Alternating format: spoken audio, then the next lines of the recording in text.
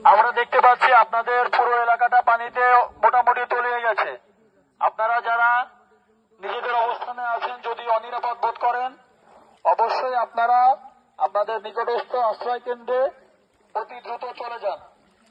আর আপনারা কেউ যদি এখনো আপনাদের অবস্থানে থাকেন এবং প্রয়োজন মনে করেন, আমাদেরকে আপনারা জানান, আমরা নিজেরা গিয়ে আপনাদেরকে উদ্ধার করে নিয়ে আসবো।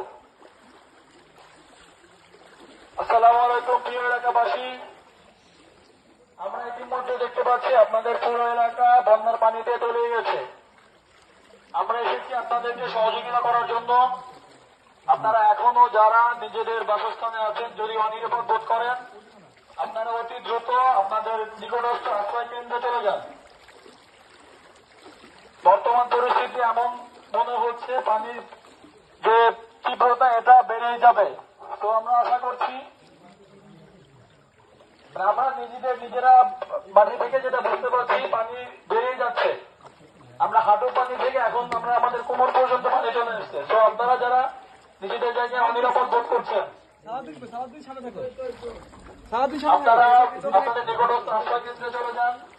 আর কেউ যদি এখনো না যেয়ে থাকেন, আমাদেরকে জানান, আপনাদেরকে উদ্ধার করবো। সামনে কেউ আছে? এদিকে কি অবস্থা ভাই? কি অবস্থা এদিকে? আছে কেউ ভিতরে আছে? তারা কি রেস্কিউ করতে চায়? তারা কি যেতে চাই? ভাই কেউ কি আটকা পড়ছে এলাকার ভিতরে?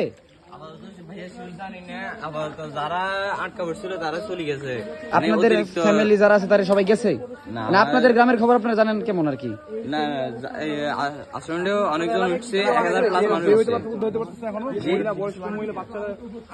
গেছে না আপাতত। আপনারা এখানে কি করতেছেন এখন? খোঁজ নাও ভাই মনে তো হয়নি এই পানিতে কেউ আটকে পড়ে থাকবো, সবাই তো যাওয়ার কথা এদিক। আমরা আমাদের কাজ করি। হ্যাঁ অবশ্যই আসেন, আসতে সামনে কবরস্থান। ঠিক আছে, শর্ট করো।